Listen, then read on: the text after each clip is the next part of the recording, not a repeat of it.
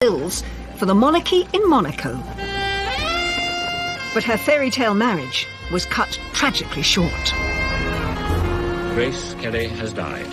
When she died, a light went out of Monte Carlo which has never been lit again. Grace's death shocked the world, but it also left 3 grief-stricken children, Caroline, Albert and Stephanie, struggling to forge lives without a mother. They were thrown into this terrible state. And, of course, if you are royal, the show goes on. For decades, the 3 children suffered misfortune in marriage as they grappled with Grace's death in different and dramatic ways. Stephanie rebelled against royal life, while Caroline was continually unlucky in love. Stephanie literally went off and joined the circus. She went totally to pieces. He was obviously the love of her life. And Albert gained the reputation of a playboy prince. Was he tempting fate? Was he taking a risk? Was he trying to destroy his future? I have no clue. Was it their mother's death, a curse, or just being spoiled rotten? For the rest of eternity, none of the Grimaldi family would have success or love or happiness in marriage. When you perceive that, your mother was the greatest gift to Monaco, it must be really difficult to work out your place in that story. Will I ever measure up? Can I ever be as good as her?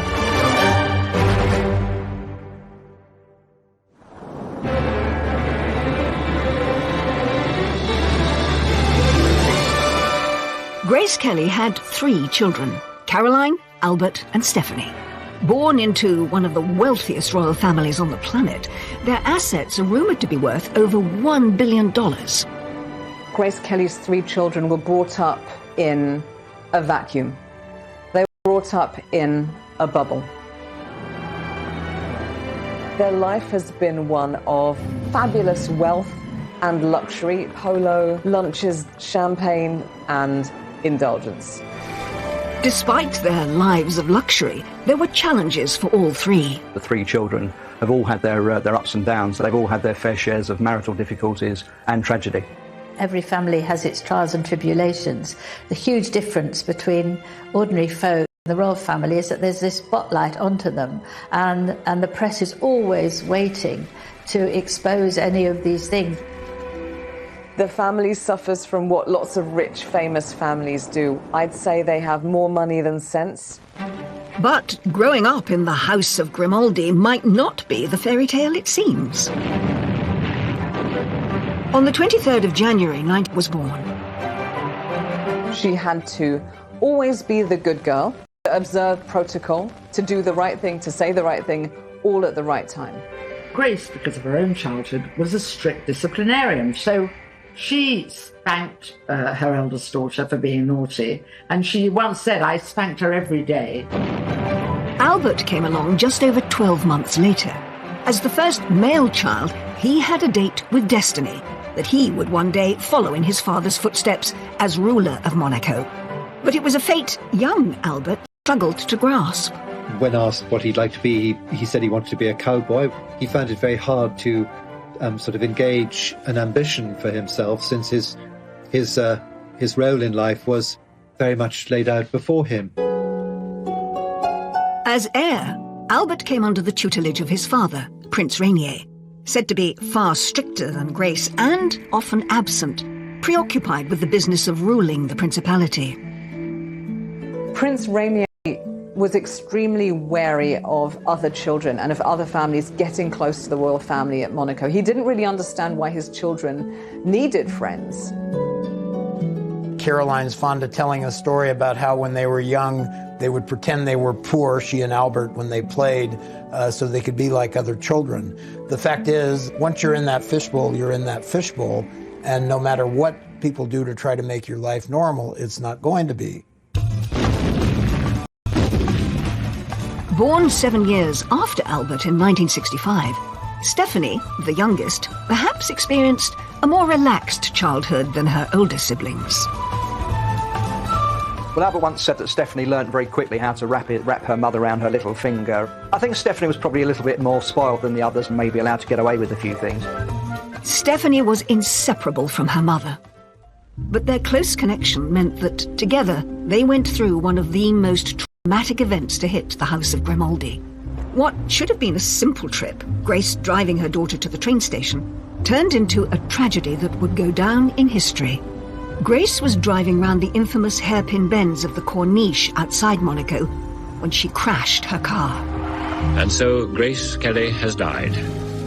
On the 14th of September 1982, Grace Kelly, Hollywood princess turned real royal, died, aged just 52. Grace Kelly and Stephanie were supposed to be catching a train that would take them to Paris. And they were really excited about the trip. So the little metallic green Rover, very sporty little car, it was full of hat boxes and suitcases. They didn't need a chauffeur because he wouldn't fit. So Grace... Corniche are treacherous. I mean, there's endless winding bends. People always will come up with conspiracy theories. She may have had a small stroke or something like that, but she lost control of the car. When she came to, she was disorientated. She jammed her foot on the brakes. Now, there's a bit of doubt around this because it might be that she had accidentally jammed her foot on the accelerator and the car went faster. Stephanie reached for the handbrake, but terrifyingly, the handbrake didn't work.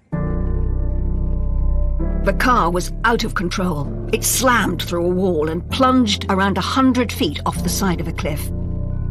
It was reported afterwards that neither Grace nor Stephanie were wearing their seatbelts. Stephanie was injured in the crash. She had lost a tooth.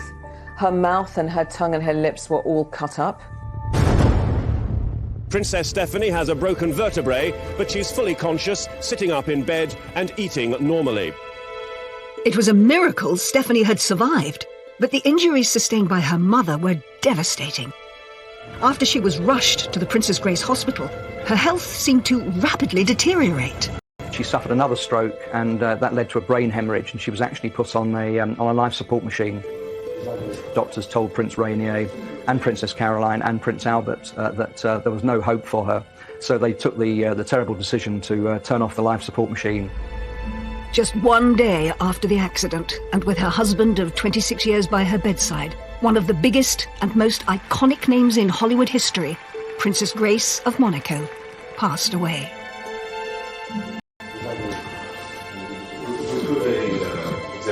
Globally, people were very upset. Grace Kelly had been really the brightest light of Monte Carlo. When she died, a light went out of Monte Carlo, which has never been relit again. The world was mourning the loss of Grace Kelly, but her 3 children were mourning the loss of their mother, and each would cope in different ways and face unique challenges. This was cataclysmic for Princess Caroline. The requirement that from the moment of the death, the moment of the funeral, she herself, Princess Caroline, was essentially the First Lady of Monaco. She has had a tricky life with 3 quite complicated marriages. Inevitably, the death of Princess Grace affected Albert. He sought solace in all sorts of things, you know, enjoying himself and going out with different girls. Prince Albert didn't want to grow up. His behaviour was very much of a teenage boy. He'd see a beautiful model, he'd see a beautiful actress, and his attention was with them. The House of Grimaldi was traumatised. But was this down to tales of an evil curse, one that would jinx the family forever?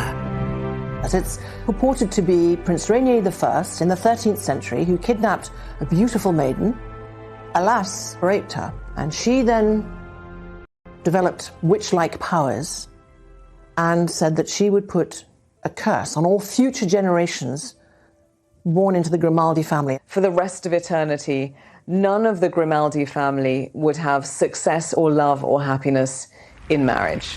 They've struggled to find lasting life partners. But whether that's a curse or just really bad luck, that's open to debate. The monarchy themselves seem to go by facts and not fiction. Journalist and author Joel Strawty McClure first met Prince Albert in 1988, who told him how the curse is perceived within the House of Grimaldi. He basically said that their family was no different than any other.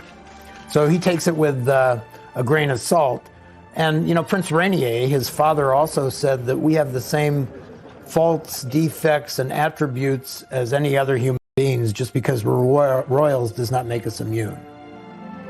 Despite rejecting there being any truth in a curse, it has still been an unfortunate shadow hanging over them. None more so than Stephanie, whose life was thrust to the forefront of public attention in the aftermath of the crash. She's talked about to the media about the weight that having that blame put on her has affected her life. And the trauma of her mother's death seemed to send the princess down the path of a royal rebel. She literally went off and joined the circus, she and her kids.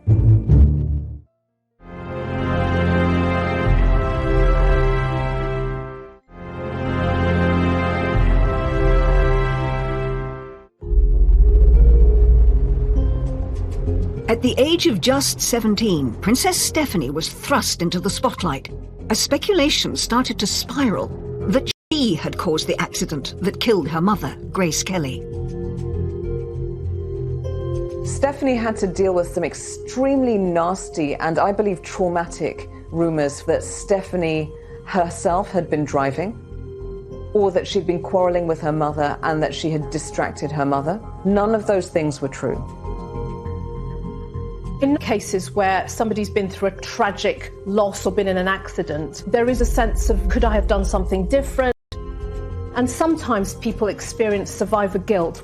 But it's certainly not helped when other people, outsiders, start pointing the finger at you. And I have to say, I think Rainier was so desolate, so upset that he was, of course he was there, but he was not as useful as they were. Speaking to ABC News in America about that traumatic time over 20 years later, it's clear from this television appearance that the accident had deeply affected Stephanie, not only physically, but mentally. In other words, you killed your mother.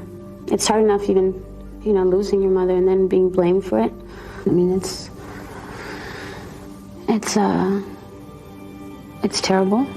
She's talked about to the media about the weight that having that blame put on her has affected her life. I think it's a terrible thing that she went through. It was just a very freak accident.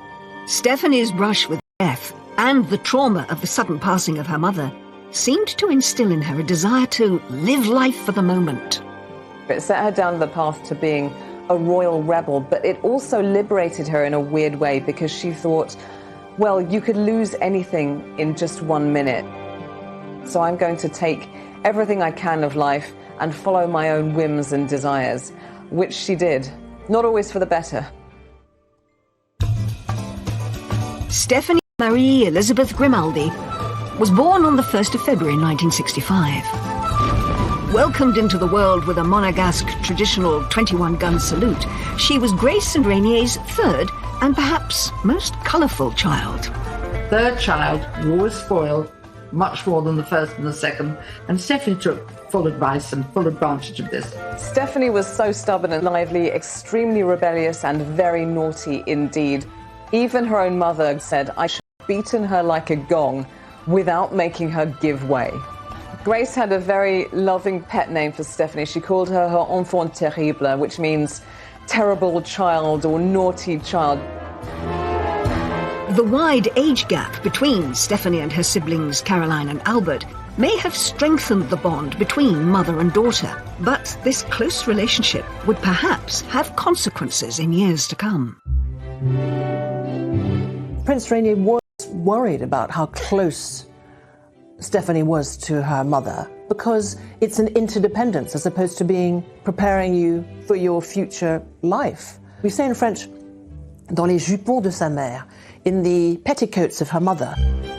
But when her mother died, 17-year-old Stephanie was suddenly left without the guidance and support of her closest ally. Princess Stephanie was quite insecure as a child and hung on to her mother whenever she could and very much needed her to help her cope with. Stephanie had to face the journey into adulthood without her mother. The princess was keen to get a taste of life outside of the palace. She had the connections, but struggled to find her calling. She tried modelling, then she realised The really interesting thing in fashion probably is to be a designer.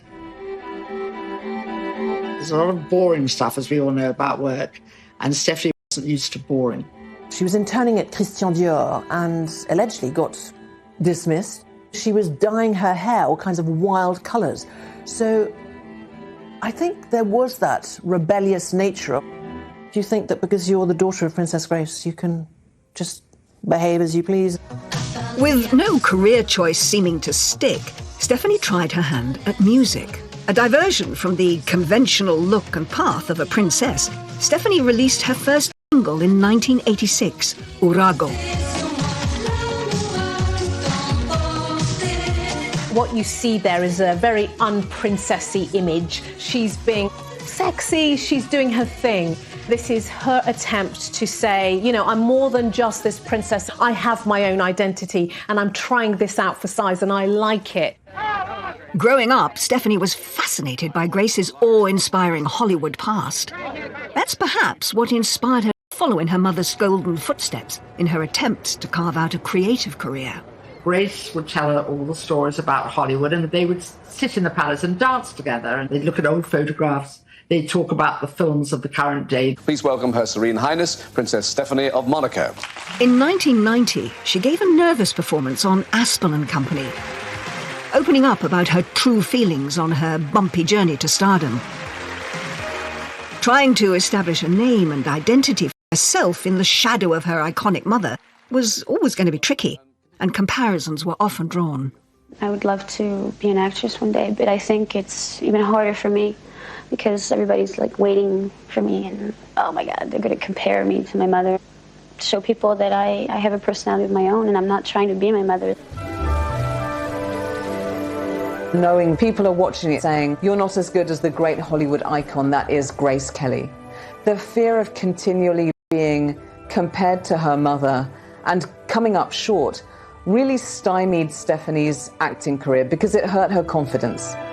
But it wasn't just her career that seemingly showed an urge to break free from the royal orbit. As Stephanie continued to live for the moment, her love life took an unexpected turn. Just like generations of Grimaldis before her, a string of turbulent relationships ensued, with the press linking her to some very high-profile men. Footballer. She had a relationship with Jean-Claude Van Damme, the actor, the Hollywood star Rob Lowe. And in 1991, she got together with Daniel de Crouet, her bodyguard and a former fishmonger. It marked the start of a very lively love life.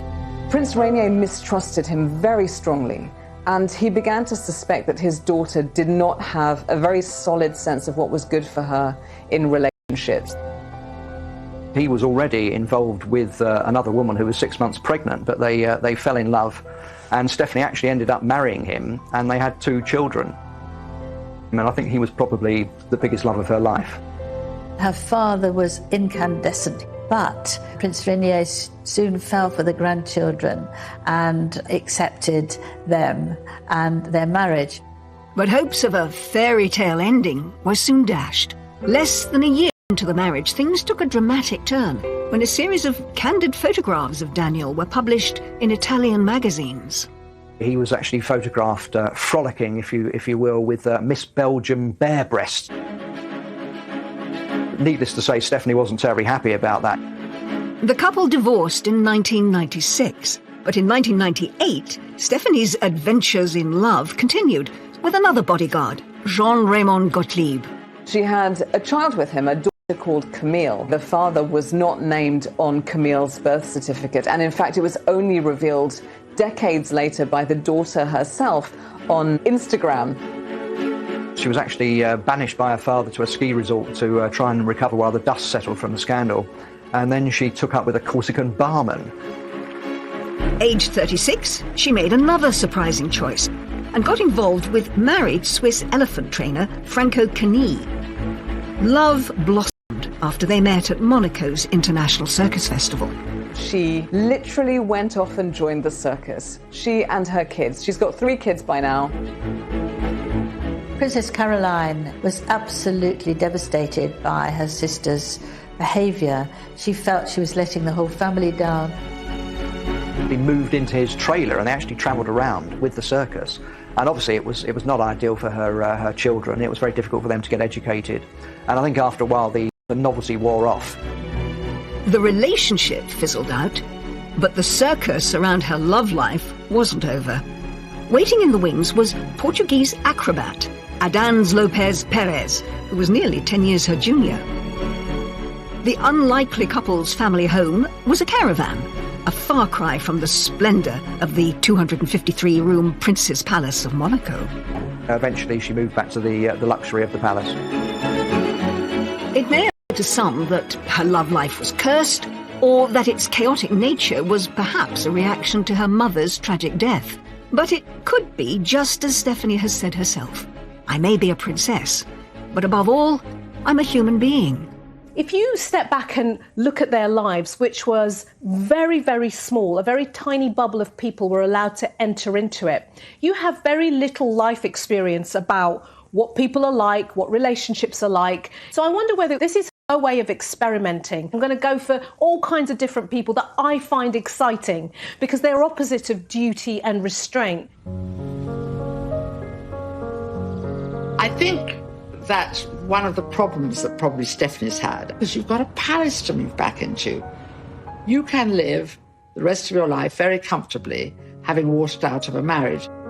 Prince Rainier was reported to be despairing over his daughter, and his displeasure with her behaviour may have been communicated in his will. Apparently, he left her only 1%, and he left Caroline and Albert more. Albert, obviously, he's the reigning prince, would have been left most of the bulk of the money.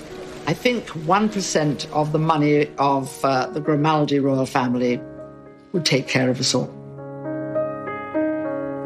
At the age of 56, Princess Stephanie may not have managed to find happiness in her relationships, but she perhaps gets the love and praise she craves from her 3 children and her philanthropic work. We've seen the young girl going through all those different phases and learning as she goes. And this is natural for somebody who's been through so much to then get to a place where they're emotionally mature, they have their own family, and they can curate the life that they want to lead now. And that seems to be the space that we find Stephanie in. She's not married again and feels content with herself for being a mother and helping others who are having a difficult life.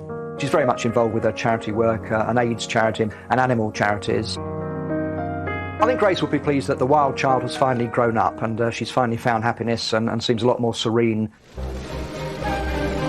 Princess Stephanie's colourful life may have raised some eyebrows, but the pressures inside the palace were perhaps felt even more by her eldest sister. Before her mother's death, Caroline sought freedom from royal responsibility. He gave her an escape route. He was her key out of the kingdom. But all of that changed when Grace died. Caroline had to look immaculate, behave immaculately, because her reputation is Monaco's reputation.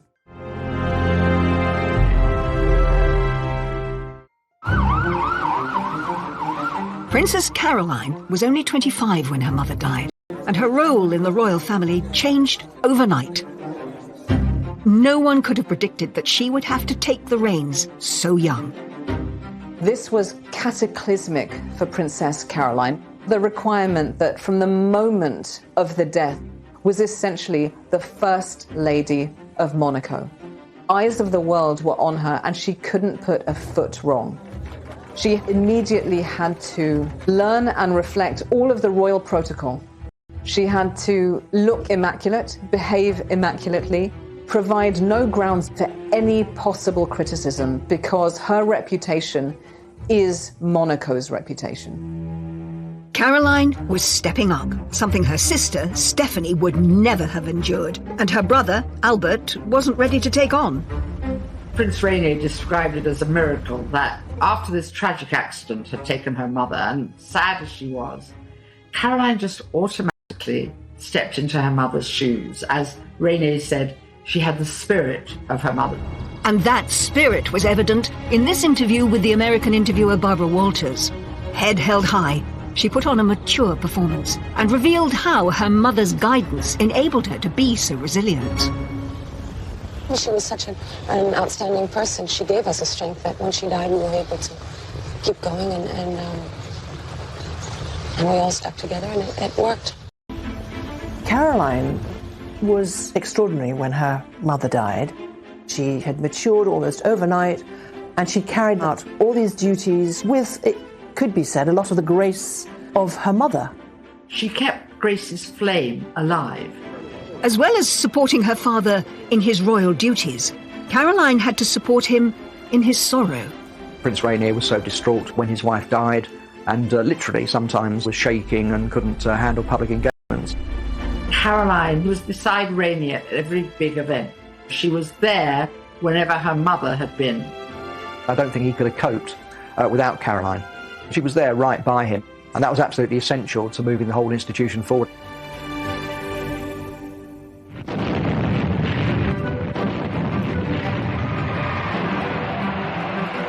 The birth of their first child was a beacon of light for the Grimaldi family. Born in torrential rain, there were high hopes for Princess Caroline. Princess Caroline was born in the middle of this huge storm. And local superstition has it that's a very Mediterranean climate, and rain is always a good luck sign. And since there was this feeling, there was this curse on the Grimaldis, everybody thought this girl will have real character because the rain has come down during her birth. For Caroline, the pressure was on. There was no space for her to say, hang on, I know this is what I'm supposed to do, but what about what I want? What about my hopes and desires? What if they compete with what's expected of me? Is there any space for me to do that? And the answer was no. There was no space for her to misbehave. Although Caroline had managed to step up to First Lady and handle it so well, it was a far cry from the lifestyle she'd become used to in her university days in Paris.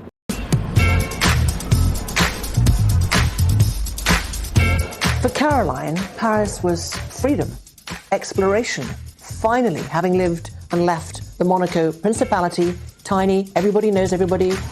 She really longed to escape, so Paris was her escape. She was finally free of the stiff formality of Monaco and of being a kind of Euro royal where you're expected to behave all the time. She was able to sow her wild oats, and she certainly did. She wanted to get out. She wanted to get away from, if not out of, that fishbowl. But escaping Monaco didn't deliver the freedom Caroline had hoped for. She was photographed by the paparazzi all the time, smoking and drinking and cozying up to her friends who were also equally glamorous and well-appointed. Having a good time as a young, talented, privileged woman is not some sort of crime, but she was painted as a party animal in a negative way. Caroline, in that famous interview with Barbara Walters, gave her side of the story. When I was 18, 19, like every kid my age, I used to go out to disco on Saturday night, which I don't find astounding in any way. I went out far less than anybody in my generation, but people think that I lived in nightclubs and parties, and it's silly. It's so untrue. She was portrayed by the press and the paparazzi as somehow being unclassy or downscale or loose. These were really slanderous, nasty things to say about her. She found it violating. Her father, Prince Rainier, said, I would shoot these people if I could.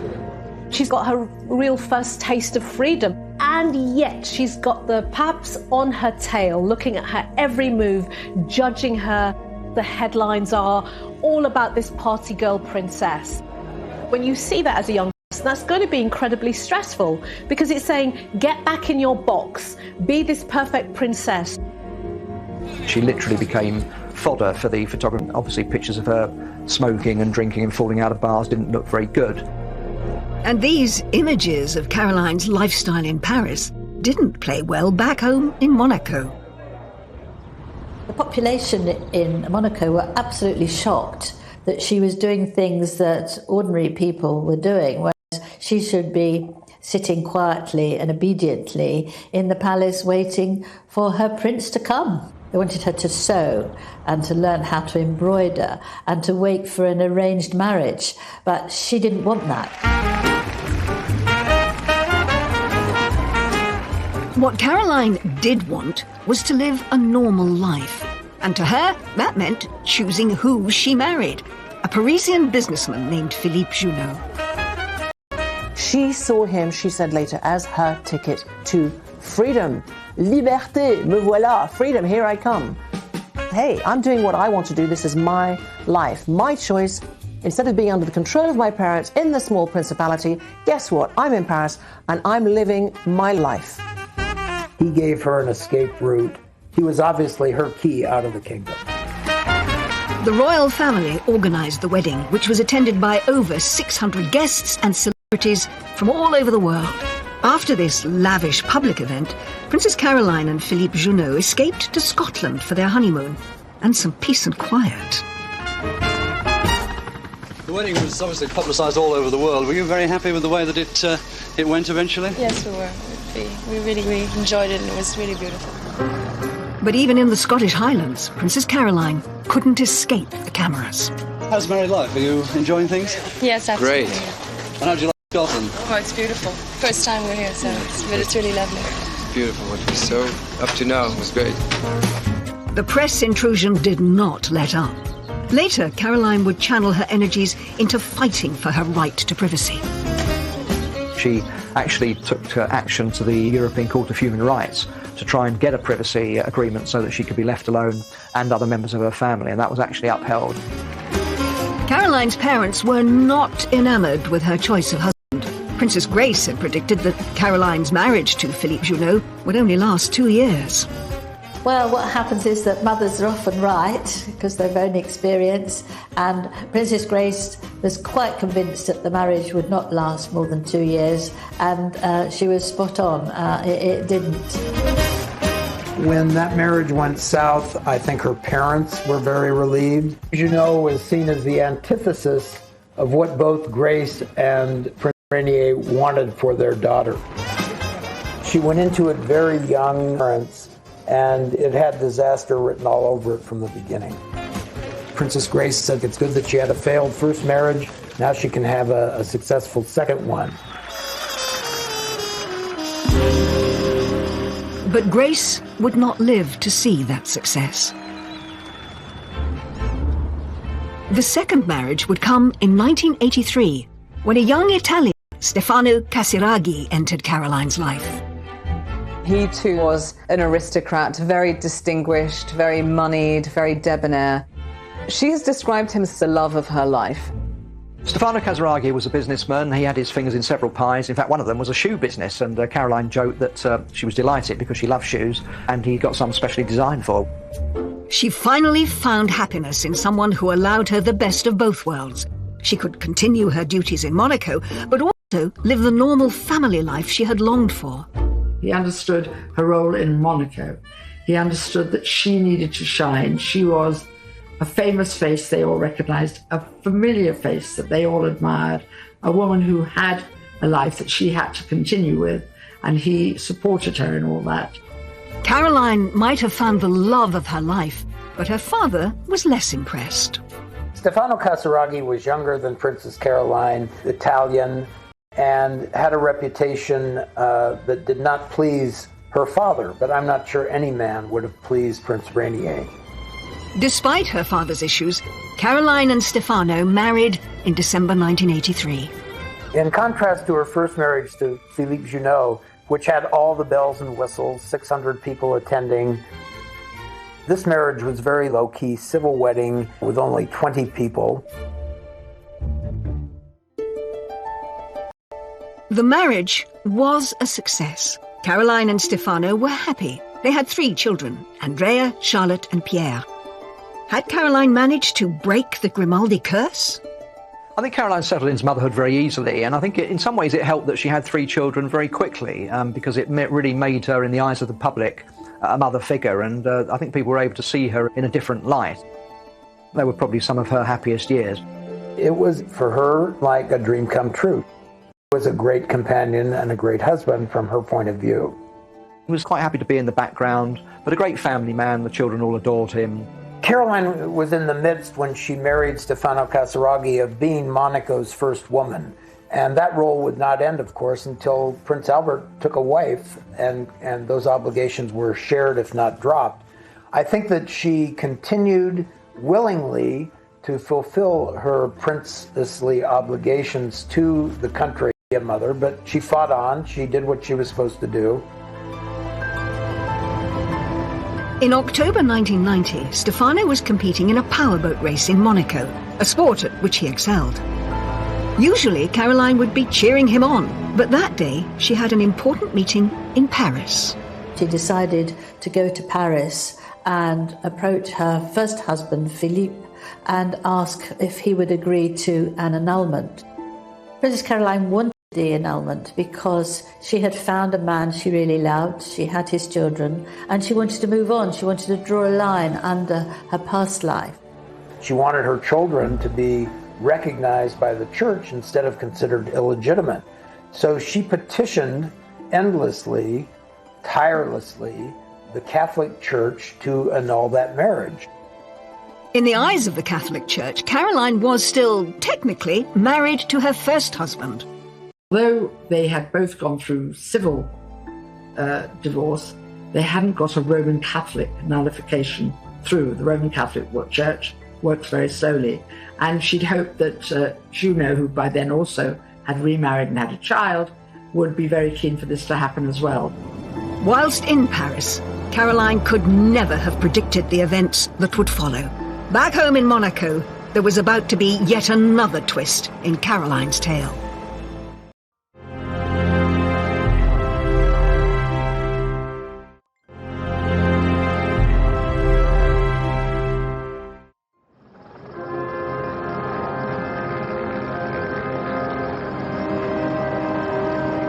In October 1990, Princess Caroline was in Paris, and her husband, Stefano, was competing in a powerboat race in Monaco.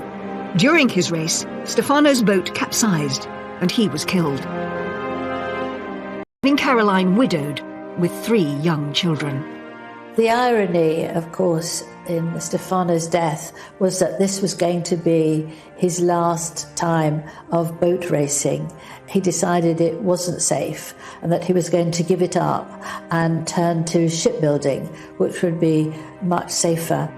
It was a very responsible decision if he was father of 3 children, but tragically, it was not to be. Caroline's world had fallen apart again. The man she had found who could support her in her royal role was gone. Here she is moving forward with her future. It looks positive, it's hopeful, it's going in the right direction. And suddenly, out of nowhere, her reality is pierced by this terrible, devastating loss. Her husband died. It brought back memories of her mother as well, and she thought the two things triggered each other. And she really did struggle for a couple of years. She was only seen out and about very rarely in public, mainly wearing black and dressing very somberly. There's an interesting shift in family dynamics when Princess Caroline then looks to her father and leans on him and expects him to step up emotionally for her, just as she stepped up to him when her mother died. Stefano's funeral took place at Monaco's Cathedral of St. Nicholas, the same place Caroline's mother's funeral was held. Princess Caroline's world fell apart. It didn't fall apart in a messy way. It fell apart in a royal way, which is worse because all of that suffering and pain and horror, you can't really express it at all. So it's all happening on the inside. It was really a very sad sight for anybody to witness. I don't think I've ever seen a woman become more dejected, upset, transformed, gaunt than Princess Caroline was in the aftermath. It was just another tragedy to hit the Grimaldi family. On top of everything else, Caroline's marriage still wasn't legitimate in the eyes of the Catholic Church. Not only had she lost Stefano, but her marriage to Stefano wasn't recognised. And I think during a period of dreadful loss, that would have been another layer of grief. This is the love of my life, and our union isn't even recognised yet. It would take a decade for the situation to be resolved.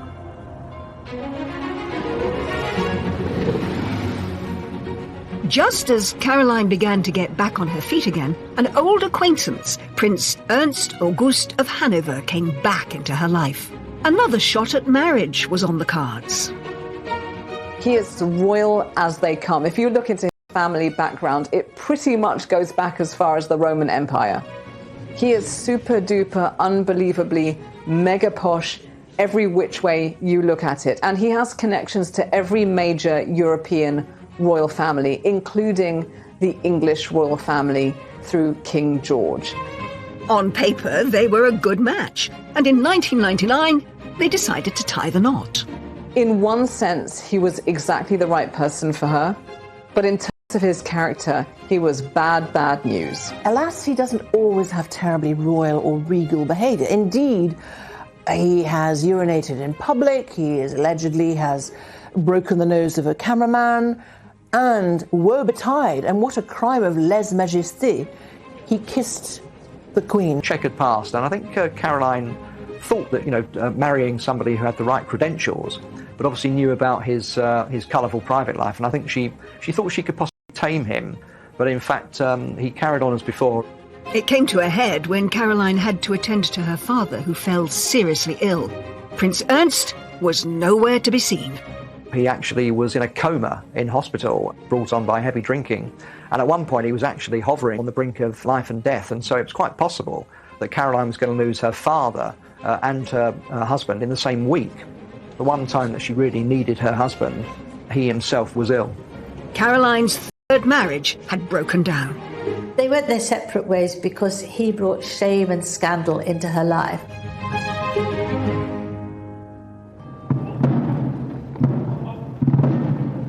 Meanwhile, Caroline was still saddled with the responsibilities of being First Lady of Monaco. No one could have predicted she would have been in this position for so long. I think Prince Albert felt very pressured by his older sister, Princess Caroline, who wanted to relinquish the role of First Lady of Monaco.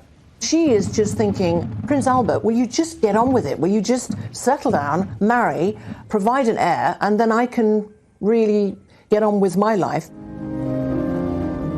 In 2005, when their father died, Albert had to step up and take on his father's role. It was a chance of freedom for Caroline. But after all these years, her brother had still not married. Prince Albert didn't want to grow up. His behaviour was very much of a teenage boy. He'd see a beautiful model, he'd see a beautiful actress, and his attention was with them. And his poor sister had to fill in for him a lot of times and be there for him. The credit to Princess Caroline that she was required to maintain face all the time, and she did. She did her duty.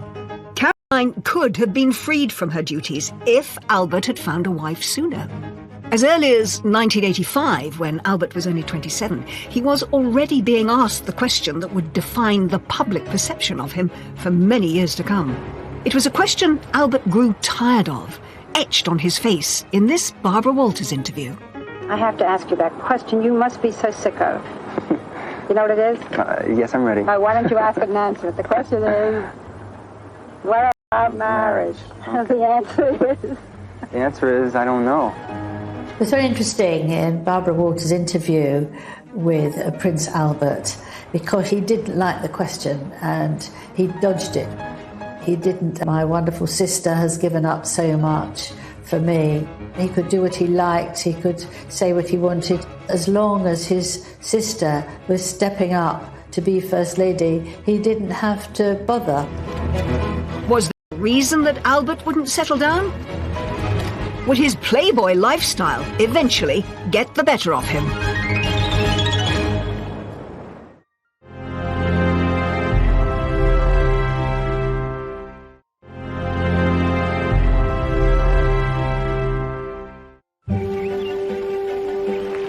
From the moment he was born, the second of Grace and Rainier's three children, Albert was destined to become ruler of Monaco. But from an early age, it was clear it was something he wasn't necessarily looking forward to. You can hear from his own mouth Somebody who's saying, I just wanted to be a cowboy. I found doing the royal stuff boring. So you've got this real tension between born to rule and I just want to do my own thing. And that, I think, we see play out in his life. It was a feeling that spiraled after his mother died, when he was just 23. Albert was delighted that Caroline stood up to take the bulk of the family's royal duties. I always remember Prince Charles once saying that when it finally dawned on him that he was going to become a future king, it came as the most tremendous shock, and it must have been a tremendous shock for Prince Albert as well. And I think that's something which lives with them, and they try and forget about it for a while and pretend it's not happening. As long as his sister was stepping up to be First Lady, he didn't have to bother.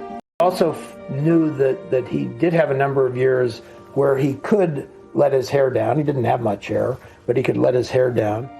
In particular, Albert compensated for the monotony of royal duties with the kick of adrenaline. He was a marksman, he was a very good swimmer, he actually took up judo, he became a judo black belt, skiing, and he actually took part in the Paris to Dakar rally, although he didn't actually complete it. And in fact, he's the only royal that I know of who's actually been to the North Pole. So he was quite an action man. Albert may have been inspired by his grandfather's sporting prowess. Grace's father, Jack Kelly, had won 3 gold medals in rowing across the 1920 and 1924 Olympics. Albert also had Olympic ambitions, but his involved a lot more speed. Prince Albert was interested in bobsledding because he said that it gave him a buzz and it made him feel as if he was alive. Albert established Monaco's first ever bobsleigh team, despite the Principality having no snow and no mountain. Championships. It wasn't easy at first, you know, people couldn't even spell the word bobsleigh, let alone know anything about it, so we've come a long way. Albert competed in 5 Olympics, never coming higher than 25th. I spent a lot of time with Albert the bobsledder, and I felt that he was taking this as seriously as any athlete would take a competition. I was quite impressed. The sense of participating in an international event, especially a winter event, from a Mediterranean country, was really quite exciting for them. But when it came to ways of postponing responsibility, Albert's love life, as it was for his sisters, was perhaps even more adventurous than his sports. I can remember doing a story for Cosmopolitan magazine in 1990 titled Prince Albert is Available. At that point, he was considered one of the most eligible bachelors in the world. He was linked with many, many girlfriends, Brooke Shields, Naomi Campbell, Claudia Schiffer, and many others. He was having a fairly hedonistic lifestyle and trying to forget that his destiny was eventually to take responsibilities. The prospect of Albert knuckling down and finding a wife to take on Caroline's duties as First Lady seemed remote. In 1987, former Playmate model and German actress Bea Fiedler claimed Albert was the father of her child Daniel. There was a certain amount of controversy about where the DNA for the testing had come, and a judge actually threw that case out, so that wasn't proven. Albert's risky behaviour seemed tailor-made to spice up what he described as boring royal duties. But it was clear his Hollywood mother's life and death also weighed heavily on him.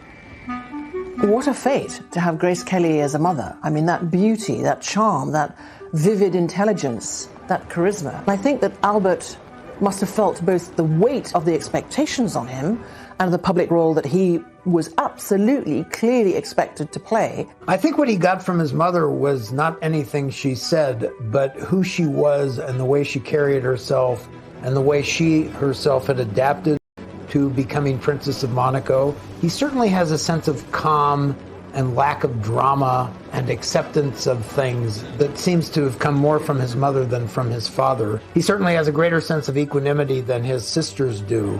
When you perceive that, you know, your mother was the greatest gift to Monaco and was this beautiful, incredible actress who became, if you like, the perfect princess, it must be really difficult to work out your place in that story. Will I ever measure up? can I ever be? In 2005, he was still unmarried and Caroline was still First Lady. Just 6 days before his accession came another bombshell that hinted that Albert wasn't going to settle down anytime soon. Prince Albert officially acknowledged that he was the father of 22-month-old Alexandra, an out-of-wedlock son with former flight attendant Nicole Cost. Well, there have been rumours before about love children, and he denied it. Another illegitimate child resurfaced in the week before he was actually going to be enthroned. And then subsequently the paternity suit actually turned out to be true. Albert was forced to go onto French television and face up in this stiff and uncomfortable interview. J'ai été extrêmement choqué par la façon dont cela a été traité et le moment tout à fait inopportun. Et vous attendez à d'autres révélations ou à d'autres campagnes de cette nature, puisque ça peut donner envie? Je sais qu'il y en a et qu'il y a d'autres personnes qui font les mêmes, présentent les mêmes, à peu près les mêmes cas. What has baffled me about that is why he was unaware of the existence of condoms. Was he tempting fate? Was he taking a risk? Was he trying to destroy his future? I would like to talk to him about it one day, and I don't imagine I ever will. Albert reportedly provided Nicole with $12,000 a month in financial support, as well as a $2.5 million house in the south of France. Alex would keep the Grimaldi name, but could not succeed Albert. I wonder whether in that position, he had no choice. It seemed like Albert might be about to put his Playboy past behind him, but it wasn't long before more revelations surfaced.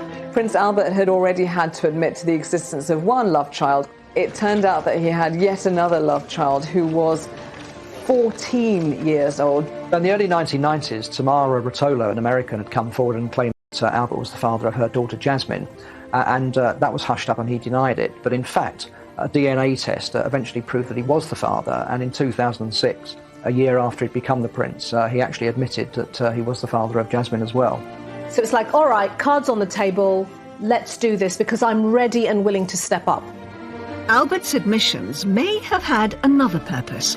He'd recently started a relationship with a fellow Olympian, a South African swimmer that he'd first met 5 years earlier. Prince Albert met Charlene Wittstock at a swimming gala, and they immediately bonded over a shared love of sport. With what seemed like a clean slate, finally the way seemed clear for Albert to settle down. But Albert's love life was never plain sailing.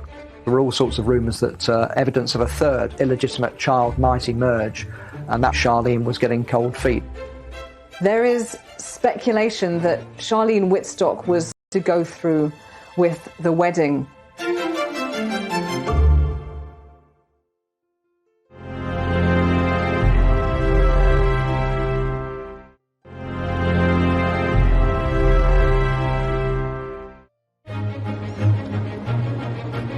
By 2010, all three of Grace Kelly's children, now in their 40s and 50s, had spent their entire adult lives cursed by an inability to find a happy marriage. It's the third marriage that Caroline has had, and it's come to a bad end, as both of the others have. And now she lives alone. She's back living where she grew up. It's like returning home to the roost. Stephanie has stepped away from the limelight and lives a much more quiet, discreet life, and that is understandable. But there was hope for Albert. In June 2010, Albert was sat on the side of the bed as his girlfriend of 5 years, Charlene, was packing to leave the apartment. He did it in a very straightforward way. No violins, no beachside romantic setting. He was just in Charlene's flat and he said, "Would you like to marry me?" And she thought he wasn't being serious. He'd actually rang her father before he proposed to Charlene. He chose the timing very badly. He rang Charlene's dad when there was about to be a very big football match in the World Cup, South Africa versus France. Her father congratulated him and said, "That's great, I now have to get off the phone. There's a football match I want to watch." I don't know at the time if he immediately knew that this is the woman I want. He has told me that he felt sorry for anybody who would become the Princess of Monaco due to the fishbowl effect and the obligations that come with that role. But he obviously waited a long time before he chose someone and was sure after a number of years that she was the one. I think in retrospect, That was his timetable. After years of failed relationships and 2 confirmed illegitimate children, Albert's engagement to Charlene was announced on June the 23rd, 2010. But marrying a prince isn't an easy thing to do, especially one with a mother like Grace Kelly. I think Albert was worried about the inevitable comparisons to Grace Kelly, and he was concerned that Charlene might not be able to cope with this, knowing that you're forever going to be compared to them and put on that pedestal. So it was quite a big decision to make. Grace Kelly had struggled with intense loneliness at the start of her royal marriage, struggling to come to terms with being a princess. Albert feared the same would happen to Charlene, risking both her and his happiness. The rumours of him being a playboy, of him being a womanizer, really bedeviled his whole, teenager adulthood right past. On the 2nd of July 2011, the most glamorous, high-profile event since the 1956 union of Prince Rainier and Grace Kelly took place at the Pink Palace.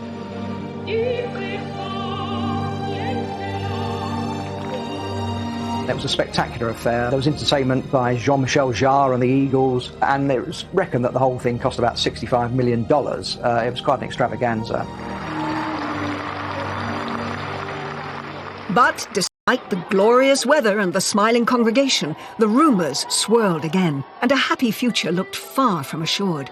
In front of the full glare of the palace cameras, Charlene cried uncontrollably. What did not fail to hit the headlines and get an awful lot of coverage is the fact that she appeared to be crying on her wedding day. The royal couple publicly denied that Charlene was an unwilling bride, after tabloids had circulated rumours that Charlene had been spooked by talk of a third confirmed love child for Albert.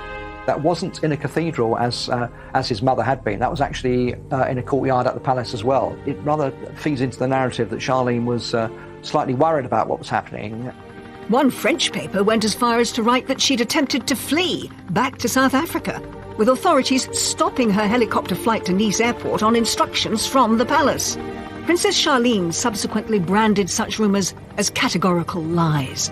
But even the wedding's A-list entertainer Jean-Michel Jarre was quizzed on the rumours. I mean, they were really in love, and rumours are rumours, as you know, and you're a specialist of that, so you know more than me on that. Charlene and Albert successfully sued the Sunday Times and received an apology for claiming that the wedding wasn't genuine, and they chose this show to provide a forceful denial. So why would we go through all this effort to have this fantastic, couple of days and have our most intimate, dearest friends come and join us for us to be reluctant? That was also a wonderful opportunity for them to ride on something in a negative spin because people would buy. Lots of women have cried at their wedding. So bad for the makeup, but good for the soul. And she was very emotional. And I think that this sort of wedding would have been overwhelming to many people. And I think that she was overwhelmed. After years of procrastination, it finally looked like Albert was the first in his family to find true happiness in marriage. 3 years later, on December the 10th, 2014, Albert finally fulfilled his royal duty and provided an heir. At 5:04 p.m. and 5:06 p.m, twins Gabriella Thérèse Marie and Jacques Honoré Rainier were... Finding that partner, getting married to Charlene Wittstock, and having those twins, and having an heir, Jacques, I think will have been immense relief. All 3 of Grace Kelly's children struggled with tragedy, troubled love lives, and the challenge of being royal, all amplified by the pain of losing their mother at such a young age. Born into a gilded cage of immense privilege, they were left to navigate their lives without her guiding hand, and perhaps inevitably along the way, made some self-destructive choices. I don't think there's a curse, but certainly the conditions with which the children were brought up and this overpowering figure of Grace Kelly behind them, I think it was inevitable that they were going to find it difficult to live up to expectations, and that might account for some of the excesses that have gone on. What they have gone through, the deaths, the divorces, the tragedies, are no different than what the rest of us go through, and no easier to bear than what the rest of us go through. And we have watched them suffer and learned that they are in the end, no different than we are. What Grace Kelly's 3 children went through wasn't a medieval curse, but was the accrued effect of generations of royal protocol and isolation and emotional coldness, secrecy and lies, being hounded by the press and gossiped about, being followed by the paparazzi. Perhaps if Grace Kelly had lived, there would have been an opportunity to bring a bit more warmth and colour and light and intimacy into the royal family.